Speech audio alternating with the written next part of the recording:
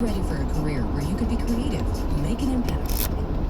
Hello, everyone. This is me again, Ken Robinson. Day off Wednesday. Headed back down to St. Louis for the rest of the day, just relaxing and having a good time. Well, here we go again with my little stories about my life as a young kid in Decatur, Illinois. A lot of things that I lived through, and now 60, 70 years later, hey, I can talk about it. My mom was a beautician in Decatur for over, let's say, 55, 60 years. And she and about maybe 30, 40 other beauticians had a sorority of beauticians where they met at least once a month. Back in the day, you had relaxers, you had perms, you had the curling irons, and the ladies were very, very professional with their business. A lot of them had their own beauty shops. A lot of them had their beauty shops in their homes, usually in their basements. And they all had clientele. Boy, I mean, they had a lot of customers, they all did. And one thing about it, when the ladies would come to church on Sundays, wow, them hairstyles and just imagine seeing these ladies at their finest with their perms and relaxers Sunday morning at church. I did a talk last week about my trips to St. Louis, my dad and I buying suits, clothing for the barbershop. And then one lady made a comment, Mrs. Tony Rawls. And she thanked me for what I did, talking about my dad and what we used to do at the barbershop with our clothing business. And I said to myself, Miss Rawls is one of the last ladies left in the sorority of, names.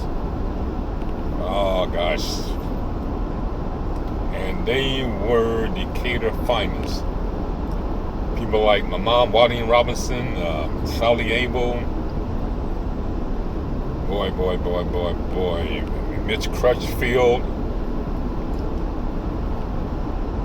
Tony Rawls, Amanda Rawls, Dolores Rawls, and the list goes on. And I mean, I could just name ladies that were in their group and how they were professionals in their crafts. Years ago, ladies would have to go to beauty school.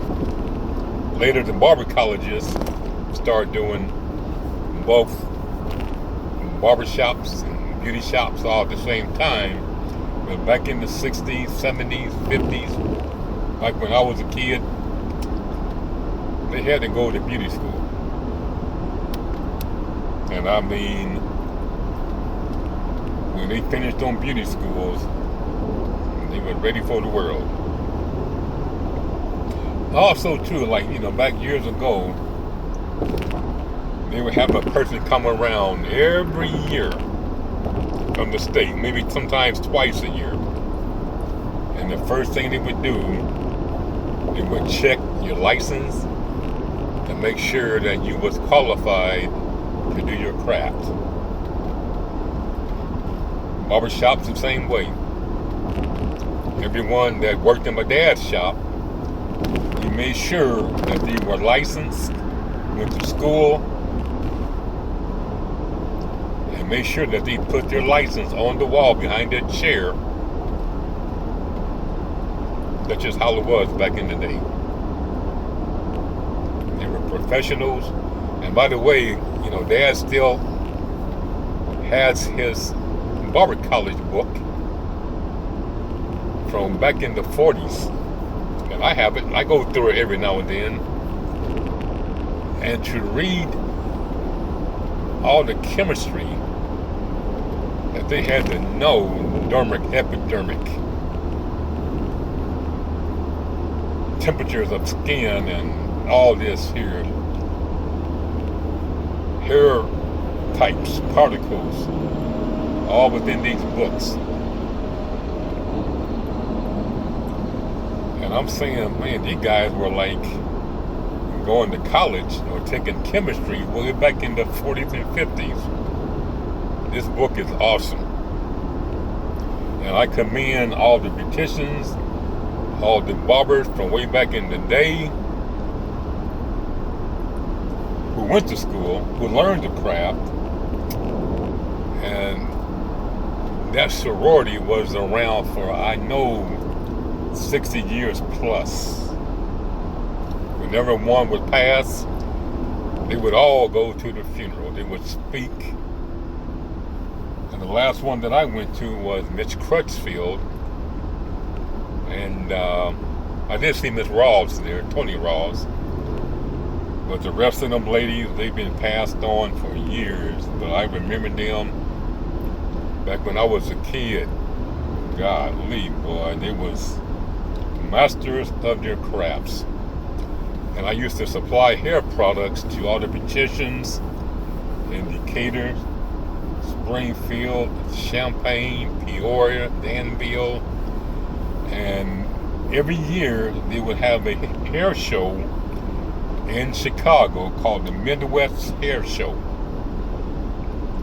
And we would attend there and meet all the manufacturers and all the beauticians, all of the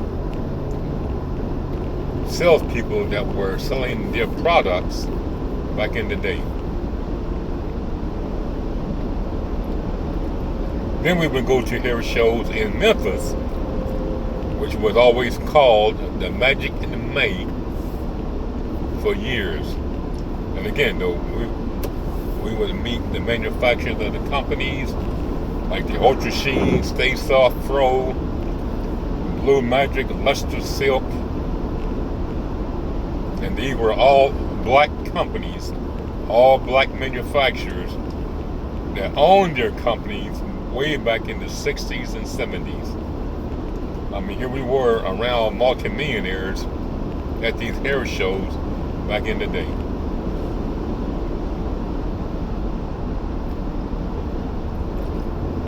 The hair industry, the hair business has been a culture for the black people that goes back to Madam Walker way back in the 20s. Matter of fact, Madam C. Walker was the first manufacturer of the straightening comb, and she was the first black millionaire back in the 20s. I have pictures of her shops, her hair products, and man, to see how blacks took care of their business way back in the 20s and 30s and 40s up until present. And again, though, I commend all of the beauticians, the barbers, who have, for the last 30, 40, 50, 60 years, my dad and a couple other guys, ladies, 70 years, worked in their profession to serve the black culture to make us what we are today. I have a lot of memories of beauticians and barbers who Dad trained through the years, the ones that went through training through Mr. John's, even Corrine Holder, way back in the 70s. She taught at Mr. John's School of Beauty. And we supplied Mr. John with the hair products all them years. Matter of fact, I think that we kind of made Mr. John who he is or who he was until he passed a few years ago. Mr. John started on Broadway Street back in the 70s when we first started selling him hair products. And then he moved his business over on El Dorado Street, close to, at the time, Kentucky Fried Chicken. My brother Eric, my son Kenny, my son Ray went to Mr. John's School of Cosmetology through the years. A lot of people, ladies, fellas in Decatur, were very successful in the hair business and the beauty business because of people like Miss Corrine Holder and Mr. John and all the manufacturers that would come in Decatur, and they would do hair shows at my dad's barbershop, or they would do hair shows at the Holiday Inn, or they would do hair shows at Miss Holder's business way back in the 70s, 80s, 90s. When my dad passed in 2015, the first person at my dad's visitation was Mr. John Stubblefield, the owner of Mr. John's Beauty School. And he told me, like, Kenny, he said, your dad made me successful in my career. He said, your dad was there from day one, and I owed it to your dad to be here at his visitation. And by the way, I said, man, you are the first one to walk in the door. And I thank you for doing that. You know, people who make you successful in life, you know, they're part of you, and they will be there for you no matter what happens. And like I say, when I saw Mr. John there at Dad's visitation, I mean, that was right on. But again, though, I'm just reminiscing my life back in the 50s, 60s, 70s, up to now, of the people who have influenced my life. And I mean, who I am today is from people in my family, people that I've known through the barbershop, the beauticians who I serviced all them years. I mean, these have been years ago, and you know, like I say, you know, most of them have been passed on for years. But man, if you could have just known them back in the heyday, the 60s, the 70s, how they took care of their customers, how they dressed. I mean, just like in Hollywood, I mean, these ladies and guys were first class. Wow. Well, here we go. I'm just reminiscing, driving along here, and like I say, though, I'll just put out different stories of my life, how I lived, how I had fun, and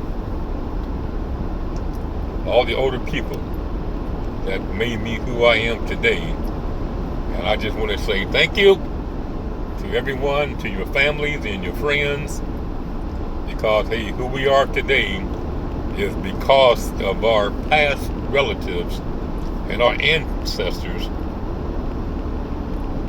who were about their money, who were about their business, and they made sure that their family was okay. So I'll think of something else later, but this is my talk for today. Thanks for listening, and I hope that what I said to you guys today is of interest to you and your families. And if you like what I talked about, just give me a shout out and stay tuned for the next story. And you all have a good day and stay blessed. Thank you.